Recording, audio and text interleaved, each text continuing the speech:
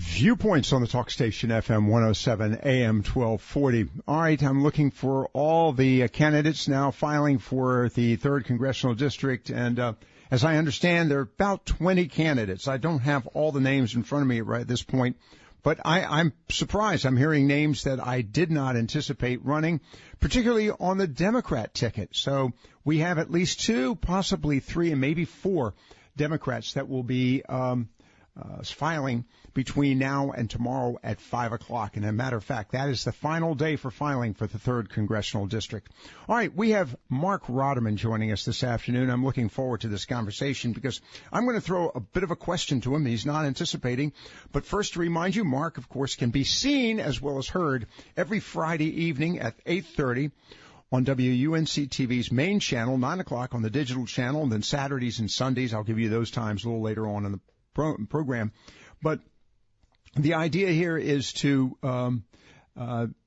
give you the opportunity to watch him as well as listen to him. And I see that we've got a caller standing by. Does this caller want to talk to me about the presentation I made a few moments ago? All right, before I get to Chimer, is that Keimer Clark, before I get to him, let me first welcome Marc Rotterman to the program. Marc, good afternoon. Thanks for joining us. Great to be with you. I didn't get the teed-up questions. No, you did not get all the teed-up questions. But let me go to this caller here very quickly, and then I'll give you one of the questions that I didn't tee up for you. Let's start with a call from Clark. Keimer Clark joining us. Keimer, good evening to you. Thank you for joining us. Yes, sir.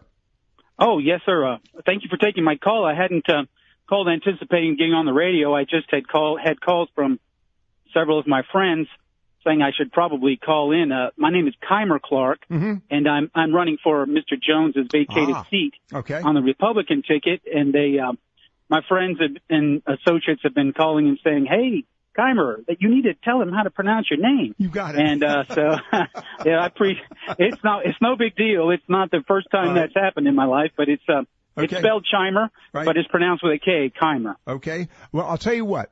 For the moment, because I know that you want to talk about your possible run for the candidacy for the 3rd Congressional District, I'm going to put you on hold. I'm going to get Taylor to talk to you a little off air, and we'll see if we can arrange a longer conversation with you. All right? Certainly. Thank you, sir. Thank you very much. I'm going to put you on hold. And yes, sir. While I do that, I'm going to go to Marc Rotterman. Okay, we're already getting phone calls from the candidates, Marc. The 3rd Congressional District lining up. As of this morning, there were 17 candidates. As of this afternoon, I think we've got 3 additional candidates, 20 candidates for the 3rd Congressional District. Something you said to us a couple of weeks back, and that is that due to the unique aspect of Congressman Jones, the long-term name recognition, that, in fact, this is pretty much an open seat this go-around. Do you still hold to that? I definitely believe it's an open seat. And by the way, there's definitely going to be a runoff, obviously, in the Republican Party. Who are the announced candidates I haven't seen on the Democratic side? And I'm looking for that list right now. So let me bear with me for a moment while I pull that list up for you. But well, let me just say this about Congressman Jones. Okay, he was unique to the district because, one, he always voted his conscience, and 2, the family history, and 3, he had constituent work which was second to none, which brought him back year after year. Consultants, and of course I was a consultant for him from 94 to 2008.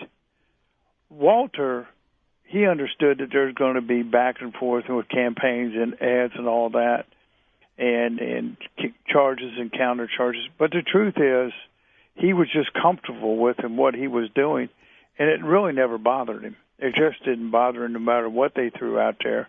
He figured if he had to come home, if they were going to vote him out, they'd vote him out. But I also think he was very comfortable in his own skin and what he had done for the district. And, by the way, his father as well. Right.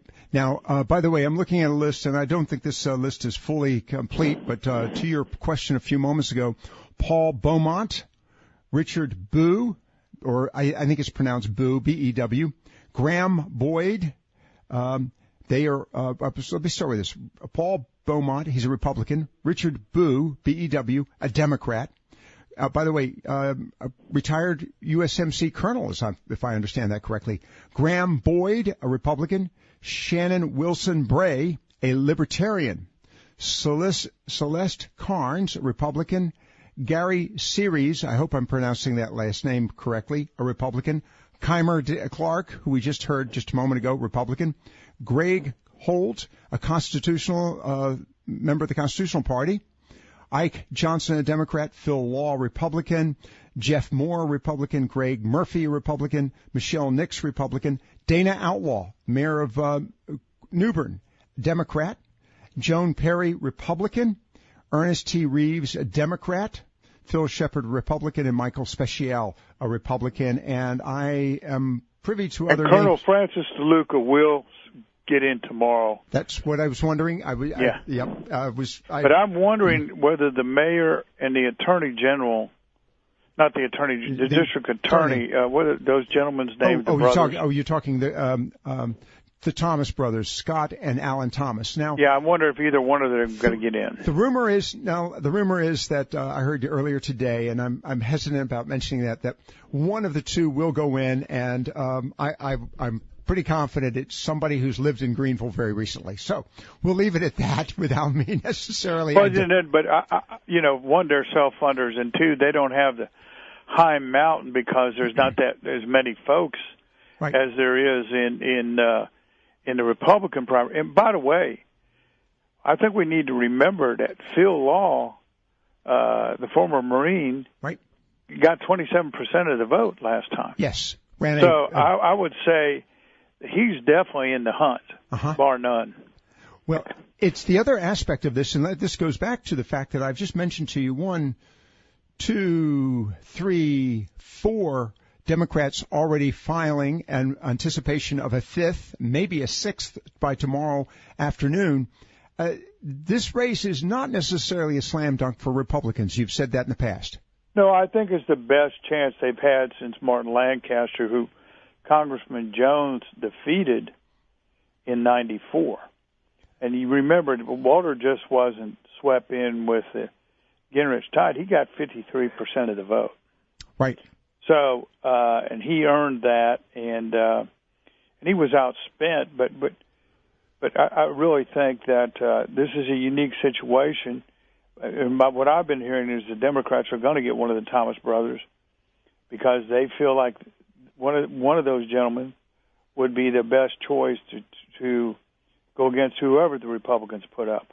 Right. And as you just pointed out, based on the number of candidates that are running, it's every indication it will definitely be a runoff because you have to score 30% or higher in order to avoid a runoff.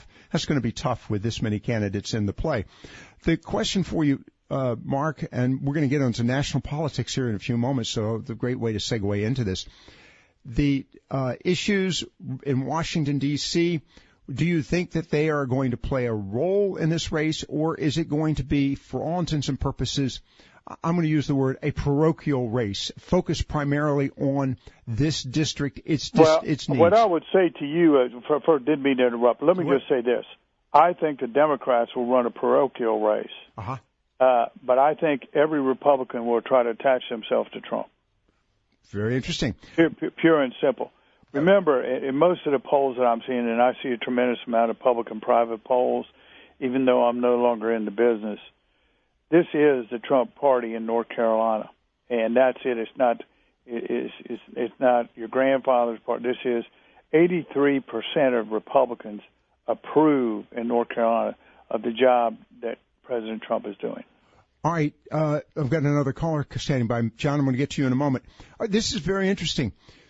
Then, in reality, Mark, what we're looking for are, just if you will, true, committed voters or Republicans. In that particular case, the Democrats are going to be casting a net farther afield.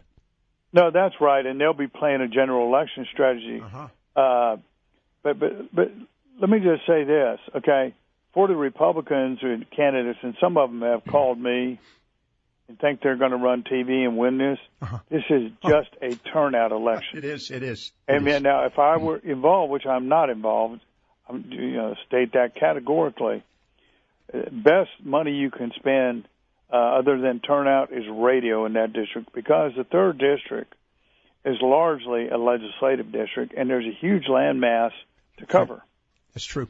No, and so buying TV, unless you've got $1 million to spend and you're independently wealthy, I just don't think it's going to work. All right. The other question, well, let me go to John in Mill Creek. I want to go to this in relationship to the 9th Congressional District as well. John in Mill Creek joins us. John, good afternoon. Our guest, of course, Marc Rotterman. Yes, sir. Yeah, this is actually back to your beginning question. Right. I believe I've read someplace, but I'm not 100% sure right this moment, that the NCAA tournament, when they set it up at Greensboro, that all the teams are supposed to stay within so many miles of it, so they will not have to worry about long distance travel and all that. And would that not violate the contract those teams have with the tournament people? And does that also violate the federal law of interstate commerce? Because now a governor of another state saying we're not going to deal business with North Carolina because of something. You know what, John? It's worthy of review. We will check that out. I think it's an excellent question. Thank you very much for the call. I appreciate that. It's a good point. I think the important part, and of course, what we were chatting about a moment ago, Mark, before you joined us, a swimming competition, which is going to be conducted in Greensboro, Division 3 or 2. I may have to go back and look at that story. Requires the swimmers, of course, as John was saying, to stay close to the venue. And in this particular case, the swimmers, because they're coming from New York, it's a Division 3 championship, they're being required to stay outside of the state. They are not allowed to lay their heads in North Carolina. I think it's an excellent question, John. Thank you very much, related to the Interstate Commerce Clause.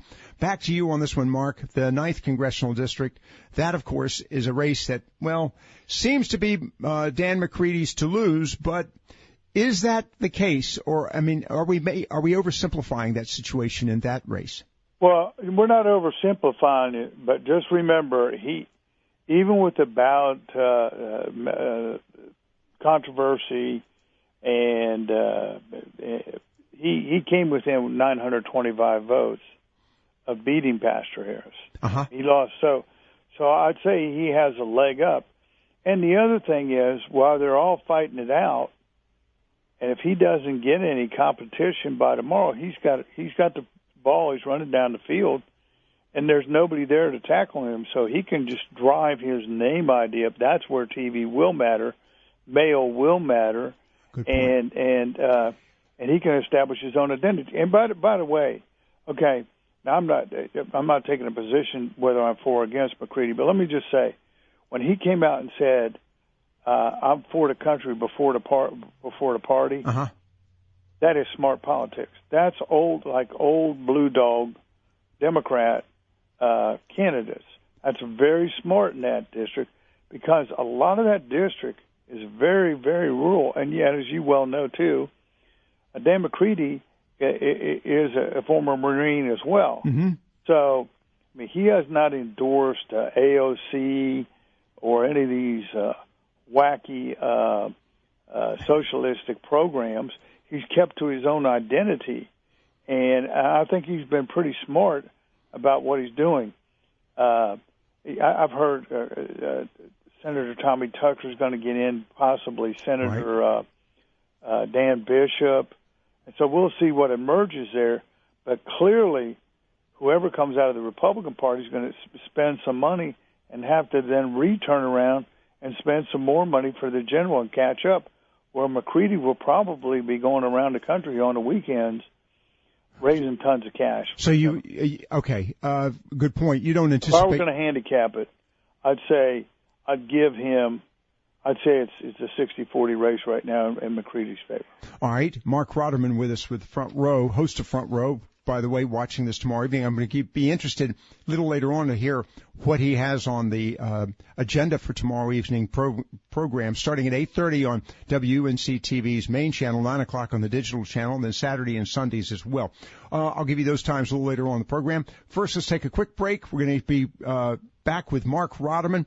I want to talk to him now about the association with Senator Tom Tillis and how his decision not to back the president is resonating in North Carolina and what this could mean. According to a Charlotte Observer story, this is an indication that he will be facing a primary challenge in 2020. I want to see if our guest, Marc Rotterman, agrees with that. Stay with us for more here on the Talk Station FM 107 AM 1240.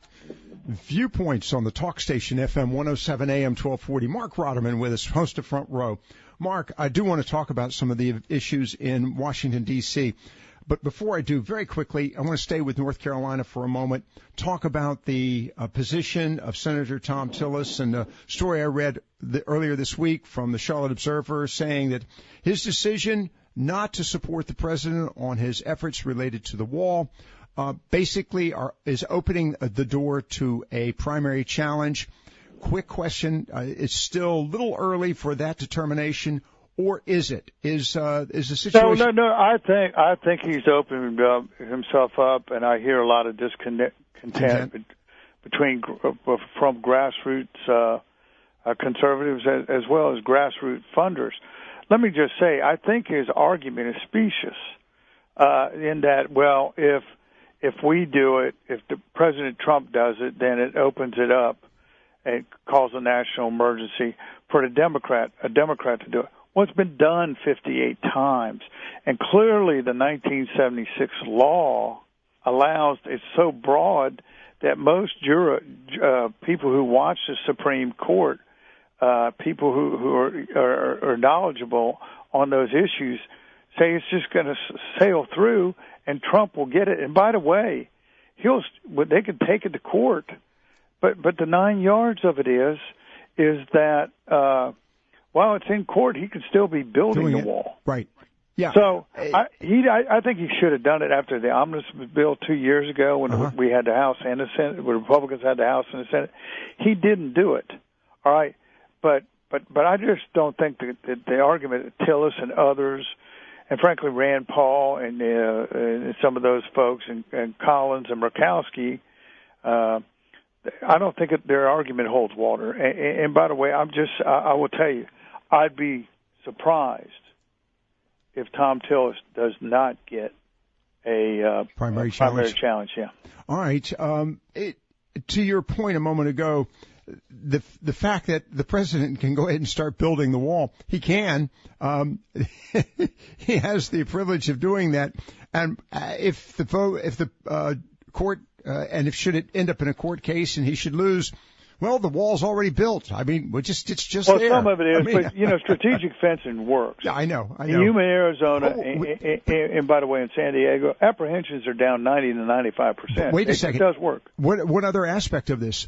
I think it was in the New York Times yesterday that even the New York Times has now said the situation on the border is a crisis. 76,000 asylum seekers. And it's estimated that 1 million illegal crossings this year. Right. Okay. So, and by the way, and I'm sure you've thought about it, and your listeners have thought about it. What happens if Venezuela completely collapses and there's a mass exodus? Right. Where do they go? Right.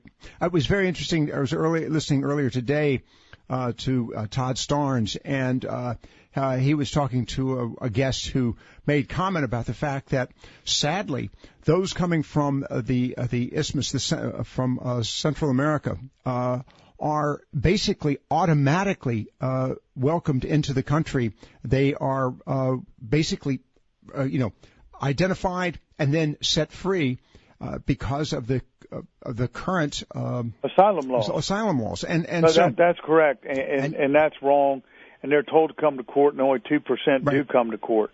But you know what the average cost of child to house these children per day is? $375 per day. The average cost, the cost per year of illegal immigration to the American taxpayer is in the $130 million range.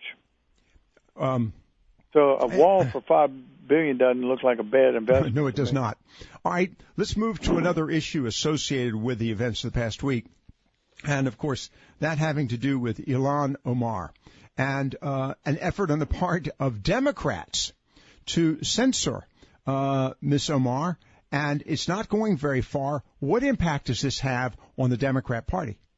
Well, they can't get it together. It was going to be a resolution of disapproval and against anti-Semitism. And I would say on the far left right now, there's a level of anti-Semitism that's a strain that's going through the Democratic Party. And by the way, the Labour Party in England, which I think is very unhealthy and very worrisome. But what you have here is a woman who is close to Hamas. She's sitting on the Foreign Relations Committee. This is not the first time that she's made these type of comments that, lawmakers are bought and paid for by AIPAC, and certain other statements she's made about Israel. But what I would say is this. Look what happened when Steve King from Iowa made some comments about white supremacy. They stripped him of all his committee assignments. Now, I would say this.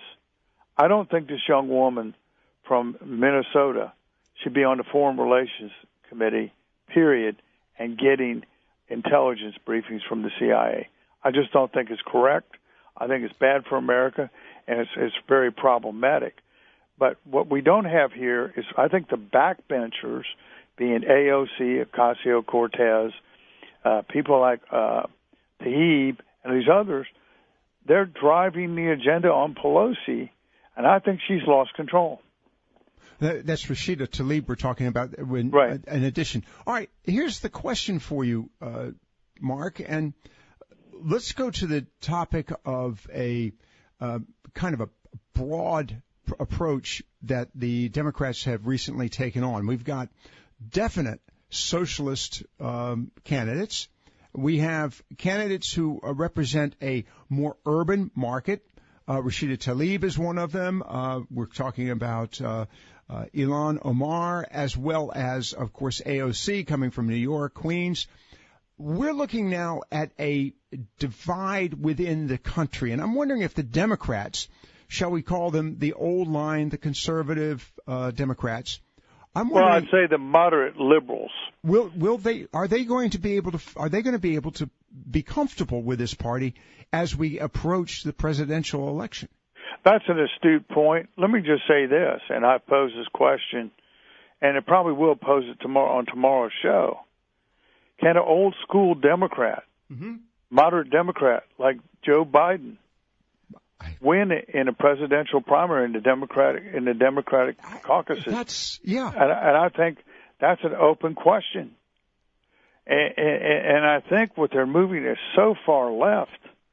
And by the way, I people don't tend to agree with me on this statement, but I'll make it anyway. I think AOC is a one-hit wonder. I think she'll be primaried. I don't think it was very low turnout. The guy didn't show up. Donnelly, right. He really thought he didn't have to worry about it. And when you start saying AOC is like the enforcer for Pelosi, she told the moderates, if you vote with Republicans on these rules changes, we're going to primary you. Well, if you start telling people that, guess what? You're going to get a primary. Well, this goes back to the issue of, and we've heard this from time to time, you've got if you will, centrists in both parties that are looking for ways to compromise, that are trying to actually move an agenda forward, not just to win a zero-sum game. This is dividing Washington, D.C. even more. I'm wondering, you used a term earlier, blue dog Democrat, in the case of Dan McCready. Is there room for a blue dog Democrat anymore? Well, we'll see. But you know what Reagan used to say, and you're talking about compromise, if somebody gives you 80%, it's a deal. Right. You've got to work in that type of fashion. Unfortunately, and I saw another article, a friend of mine that works with Haley Barbour and was deputy to Lee Atwater, and he talked about the kickoff. We're really in the 2020 campaign right now. Neither side, both Republicans or Democrats, are putting together or projecting a optimistic message, and I think that's bad for America. I really do. Reagan was always optimistic. Jack Kemp was always optimistic.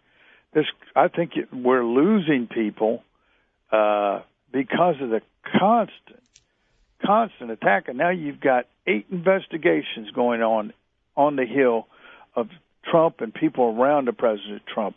That's just wrong. To look into his business dealings. All his business dealings were before he was president. And if I were Donald Trump, I'd say, "Hey, look, talk to my attorney. I'm not giving you one piece of paper." All right, then we're going to. Anybody from the administration, just say, "Hey, look, we're taking the fifth." All right. Well, we've got to talk about that in relationship to Fox News as well. I do want to get back, though, to a topic associated with the president right after the break. But before we go to the break, let's go to Bob in Morehead City. Bob, welcome to the program. Marc Rotterman, our guest. Yes, sir. Quick question. How did that Muslim get a security clearance to start with? It's a good question. They're jumping up and down about Trump's son getting a security clearance, and there's a doggone Muslim who is anti-American with a security clearance. Well, no, wait. Bob, hold on. No, she's a congresswoman. But here's the point. Yeah. With Jared Kushner, who's his son-in-law, sir. Okay, Donald Trump, the president of the United States, can give or take. Can give anybody a security clearance. Yeah. I know he can. Yeah, I know. And so what they've made this out about Jared Kushner is a false argument. Well, the other aspect of this, in light of the fact that he's part of the family, quite frankly, everyone in the family theoretically has a security clearance. I mean, it has to. Come on. It's an absurd argument. That doesn't mean they necessarily have to share all the details with that individual, and I'm sure they're very specific, certain eyes only. But, good point, Bob. But here's what I would say about her, and it's not about that she's a Muslim. Uh-huh. I would say because of her relationship with Hamas. Right. I agree. I think that's an issue. And that's where I was going to go, Bob. It's not her religion necessarily. It's the folks with whom she's associated. But, Bob, good question. Thanks for the call. Appreciate that. All right, we're going to take a quick break on that. We've got Marc Rotterman. Marc, question for you. In light of the fact that there has been some concern that the president has not been successful with the wall, Kim Jong-un, and the economy seems to be, stumbling a little bit, I'm thinking, I'm just going to posit the question, you can answer when we come back. I'm thinking that his supporters and, I would argue, conservative Republicans no longer worry about that. I want to get your opinion of that right after we return from this break. Marc Rotterman, host of Front Row. Viewpoints on the talk station FM 107 AM 1240. I know I've got a caller standing by, but before I get to that, I want to ask back to my question to Marc Rotterman. The dissemblage, as it's actually, I call that dissemblage, as it's disassembling, that is the Democrat Party, I'm seeing a lot of Republicans who, quite frankly, Mark, were originally never Trumpers, who have basically caught the fever, and that is Trump fever. And in light of the fact that there's still some frustrations over the construction of the wall, the issue of Kim Jong-un, I find, is not as significant as some are trying to make it out to be. The economy, yeah, there's some struggles associated with the economy, yet the economy is stronger than it's ever been before. I think that, if you will, Mark, the voters, the staunch conservatives, and many Republicans are in a forgiving mood and are just now scared to death, and they don't want to see a Democrat. How right or wrong I really do believe that, but I think the alternative is that they just can't live with the alternative. Having said that, I will say this about North Korea. I don't think the president should have gone there unless there was a deal that he'd pretty much already signed. Reagan never went out. At one time, he walked away from Reykjavik, but other than that, they never put him in a position to be embarrassed. And some people would tell you that he got played by Kim.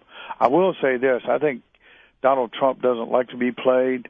And if they start up their nuclear program, I think Kim's got real problems. All right.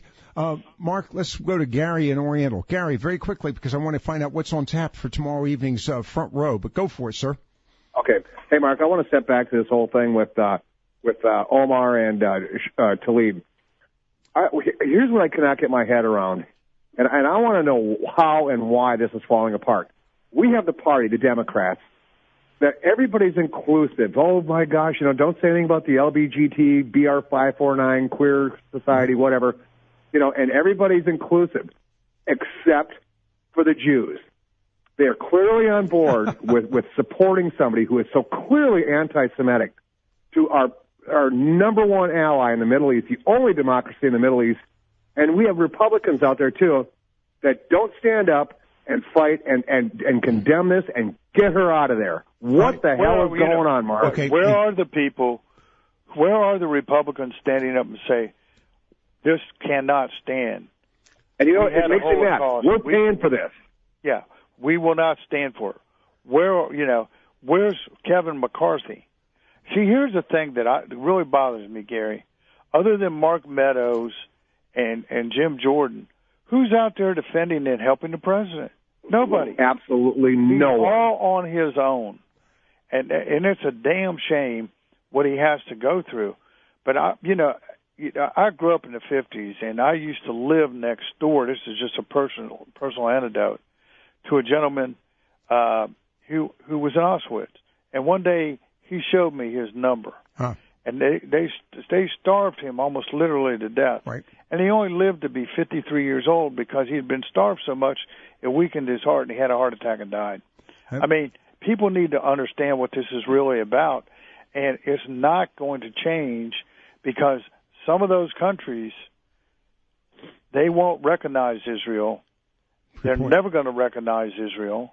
Palestine has yet to the PLO and them have never recognized Israel. And until they do that, their right to exist, we shouldn't deal with them or give them a dime. All right, Gary, thanks very much. Else, Mark, real quick, may I? Yeah, real quick. Here's the other aspect of this. Uh-huh. We have so many Jews in this country, high-profile Jews. Right.